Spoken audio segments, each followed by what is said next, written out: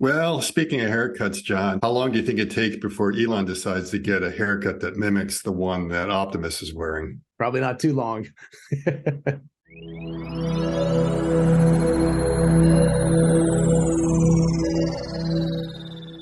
Hey, y'all, it's Dr. Know-It-All. Guess who I'm back with again? It's Scott Walter, and this is John and Scott After Dark. We are recording this at either 10:30 or 11:30, depending on whose time zone you're in, but it's late. We're both punchy. We're going to talk Easter eggs. Actually, we're just going to talk Easter eggs.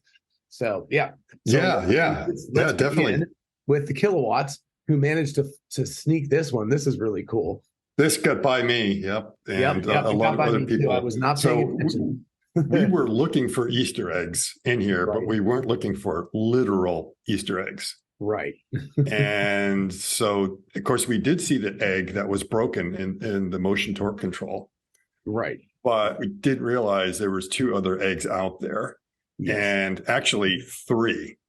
So we can see right here on this table, there's an egg, and that egg is colored. It's a literal Easter egg there. Exactly. This guy over here is really small, so it probably is the same egg, but we don't know for sure. That one's hidden over there. And then after Kilowatts put this thing out and, walk of shame, how could I have missed that? I then looked a little bit closer, and we have another Easter egg that's coming up in the video. Let's see if we can find it. Share this one. Okay, and speaking of that, we have this ultimate Easter egg, which is very, very cool. So this was Rennig who was responding to your tweet about this. And this is what I love about Twitter is that when we put stuff out there, it's the crowdsourcing. Right. And he pointed out something that was so obvious that we kind of speculated, what's in the backpack? Right. And of course, he comes right out and says, it's the FSD computer. And it's like, of course, it's the FSD computer. Right. And it's literally the Optimus cameras. Exactly. So if you've ever wondered. Let's go. Actually, I'm going to go ahead and share. Let's go ahead and show it. The QuickTime. Yep. And let's move through to that point. So, So, by the way, Easter egg. Let's see. Easter egg right here. Easter egg right there. Yep. And of course, Easter egg right here. Which control in front. I don't know if that's an Easter egg, but I mean that really is an egg. It's an egg. I mean, it's an egg. It's an egg, but it's an obvious one. Easter eggs are usually ones that are hidden. By the way, you got Optimus out here walking by himself, which is pretty cool. I think that's cool. Yes, and I haven't seen any Easter eggs there. I'm going to skip right by here. Okay, we go right. Stop right there. Stop. Where is that one? I can't see it from the edge. Right there. Stop. Well, no. Go over. There's the Easter egg right there. Yeah. Right there. So now look, that egg is the same egg that's in the other one. Right. And they moved it way over in that corner to make sure it showed up in the frame. Right. So, I mean, that is like really, really intentional to do that. Nice job, guys. Right. Now, we get too much into thinking that this is like just some off-the-shelf AR kits that they have or VR kits that they have, not realizing that what he is wearing on his head is the actual camera suite behind the mask. Right. That's it. There's no speculation of how many cameras I have. Those are the cameras. Right. And so you can see there's two forward-facing ones, two side-facing ones, and two downward. Although those might not be cameras, those might be could they be ultrasonic? I'm pretty sure they're cameras because they look like the ones on the sides. But they also look a little bit odd. But anyway. Yeah, but they look like the same as the cameras on the side as well. Yeah. If we go to the side cameras? Yeah. Backpack. So, the side camera's right there. And it looks the same. It looks the same as the cameras that are looking down. Yeah. It's just they're kind of weird. But anyway, they are weird. The thing is this backpack, you can see that is likely the full the FSD computer hardware for probably right down to the batteries themselves. Exactly. So in other words, they did not want to cobble together something that was different. They just said, we're just going to go ahead and put it on there and just figure out how to get so some I also imagine this is probably a little bit on the loud side. If you were hearing it, it's probably got some fans running back there and running. Oh yeah. Yeah. So anyway, so you've got the FSD computer, which would be inside Optimus's torso over here. And then you've got a nice cable leading up to all the instrument suites, which also indicates that there are only cameras in his head, none on the chest. Yes. And then, of course, you've got motion sensors in the fingers and everything. And the other part is that we've got a cable here, but this is a very small cable. So not a power cable, almost definitely something like Ethernet. Right. Connecting back to some computer that's collecting the data or is being connected to the SIM. Right. And which is driving this guy over here. So it says training from human demonstration. So, but it's training, it's not training the bot, it's training the AI. So what is going on here? This is what's really fascinating is this guy is, he's the Optimus, the virtual version of Optimus, which is running. It could be shadow mode. I think, Scott, you think it might be. But I think basically what it's doing is it's seeing the world and it's being given a task, pick up these objects and put them from one box into the other box or something like that. And it's learning from the person, pick up the object, move it over here. This is what an object is. You know, all of that kind of stuff, like just like a child, it has to understand, has to learn all of these things. Now, at first I thought, I thought maybe this was like shadow mode in that as the sensei is doing the operation, FSD is trying to do it, and it's finding a mismatch, and that is sort of the error function between the two, and then it has to learn. Just like FSD has a shadow mode where the car is saying, I'm going to attempt to do this, but the human's doing that. And when you see a deviation, it tries to understand that. And then I decided, you know, I'm not right, because there's only one sock on the Optimus controller. There isn't two. And I think to do shadow mode, don't you have to have two socks? You might. I mean, who knows with hardware 4? Maybe it's fast enough they could run both, but maybe. So that's kind of why I said, well, maybe you're right about that, or you know, there's definitely something going on there. So we think one thing. Also, one other little Easter egg here is notice that his fingers are. His thumb wraps across his two back fingers, but of course Optimus can't do that with its. Can't do that. Right. So you see that it's not mimicking him exactly the way he's doing it. It can't. And again, his head motions are going to be different. So there's a lot of things that are different. Optimus cannot do all those motions. And that's true too, because if you think about it, of course, he can rotate his head, but Optimus has a locked in place head. Yeah, and that's what's weird. He's trying pretty hard not to move his head. In fact, they should put like one of those neck braces that you get when you get exactly. Because if you go ahead, you will see that his head is looking the wrong way compared to Optimus. And you can see this right here. He's also wrapping his finger across his pinky, and Optimus cannot do that. So So when he goes for that long reach where he has to turn his torso, you'll see Optimus's head is going away from the object, but the sensei turns his eyes right on down there. So they're having to figure something. You know, right now everything is okay, everything is locked up, everything is all right. It's all right. And then when he goes with his right hand, interesting though. Do you see how? Just real quick, do you see how it's mimicking exactly? His pinky is curled in, just like his pinky is curled in. So very nice track. Exactly. Going through there, getting that. And now then when he goes with the right hand, well, he's got another one here. That grasp is going all right. His head just a little bit there. Yeah. Okay. But sort of keeping it straight, because it's hard for him. He doesn't have the peripheral view. Right. So now he's going without. You see that stretch. Now a pause right there is if you look at Optimus' head, Optimus' head is looking way far away because the torso is moving and you don't have the counter rotation in the neck to compensate for that. However, the teacher, the sensei, he's like, I've got to keep my eye on there. So he's not using his eyes. He's using his head to kind of compensate. Otherwise. So this is rather interesting how they are compensating for those differences. Right. Because there are strong kinematic differences between the human and Optimus. And it's not just the fact that different heights, different arm lengths and everything else. In this case, doing things kinematically a little bit different. Right. And I think it's worth pointing out just what you said, that they have, you know, the odds that he is exactly the same dimensions as Optimus are pretty small. He's not. They probably found somebody who's reasonably close, but he's going to be a couple inches. But at the same time, that sensor suite is way ahead of the center of the neck. Yes. I mean, so it's already offset. So there are already a lot of things that are a bit strange about it, yet they probably do a lot of mapping and everything to be able to deal with those differences. Right. You know, I'm noticing something else. Here he's got a straight arm, and then he bends his elbow, but you see Optimus does not.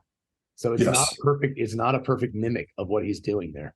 Right, because it's more or less inverse kinematics going on. So we're not trying to mimic his joint values. We're trying to mimic the position of the center of the wrist based on what Optimus can do. If there was an actual box that he was going there, he would hit the box. Because notice his hand. That's the difference. Arm does not bend; it actually stays straight the whole way through. So he would actually collide with that box. Yep. I think he's better with the other hand. Yeah, that's when you have things a little bit different than your environment. You may have some issues like that, things colliding in there. So you need to be close, but does not have to be perfect. Right. So anyway, it's very fascinating to see how Optimus is it's really close, but it's not exact. But it also means that they are able to do so. Again, I think it's important for people to understand that the goal of this is, yeah, these things have existed a long time. And sure, Scott, I mean, you have robots that do this, right? You can put on a suit and you can make the robot go, but it's only learning exact things. You might be able to teach it, go exactly here, do this exact thing, but it's dumb. It can't abstract that into anything else. Exactly. It's and the what abstraction. we see in the very next scene is that the robot goes and picks up, I think, a lemon, whatever that thing is. It picks it up by itself. 11 something. It's a potato. I'm not sure. Right. So whatever that is, actually, let me go ahead and show it, and people can decide on their own what they think this thing is. Yeah, that's like, I was hoping it would be another Easter egg, but yeah, right here. So immediately after right this, here, you can see. Oh, maybe it is a potato. I don't know. Anyway, it could be. It is now operating on its own. This is the real world, and it's doing the same task. Oh, nice. If it is a potato, then it is an inside joke in mathematics, because in mathematics you always have the ubiquitous potato. Right. In topology, it's always like this arbitrary kind of shape or something like that that you test all your math functions on. That guy's so maybe it's the ubiquitous potato. And here we actually have another example of that, and this is where the other Easter egg is. So we actually the other Easter egg is right there. Yeah, you see it again. Yeah. But here we have Optimus, real Optimus, doing the same job that the other guy did with virtual Optimus. Yes, and that's a squishy object. So the first object gets picked up is a bit flexible. And look at that one. Not just squishy, but also if you gripped it too hard, it would pop the other direction. So you have to pick that up rather carefully. Yes. So it's a little bit squishy, and then some of the others are more solid. But look at that. I mean, oh man, that's just making sure it doesn't hit the box on the way in. I love how it almost looked like it was happy. It was like, And also look at the dexterity of the fingers, the way that they've kind of curled around it. It's a really, really attractive. So it has the ability to grip objects of different shapes. Right. Yeah, and those are but this is obviously the same objects that the sensei, as you call it, which I think is was picking up. See, well, I mean, some of them are squishy objects, but whatever those silver things are, they are they are the same. Yes. Yeah. And so here you see this, and right there, right. So I mean, so this is very impressive stuff. So I think the important point here is that they're using full self-driving on a human.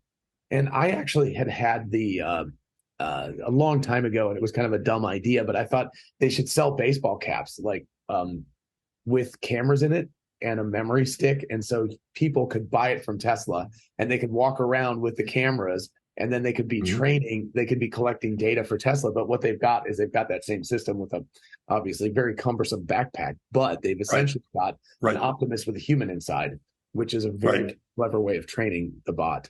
Yeah. Now, I'm trying to remember that in the video this morning, we talked a little bit about the importance of what happened, because it was pointed out in a tweet from one of the Tesla engineers of the significance of what had happened, is that was the first end-to-end grasp, which a lot of people are kind of confused. I think, well, wait a minute, what's the big deal? We thought Optimus is already picking up and moving objects around. Right. And again, that was done the old-fashioned way, the software 1.0 way of handcrafting all the tasks, telling it exactly what to do, what had to be done. And now suddenly it's going from images to joint angles without any heuristics in between. So it seems to me like it's all nets at this point.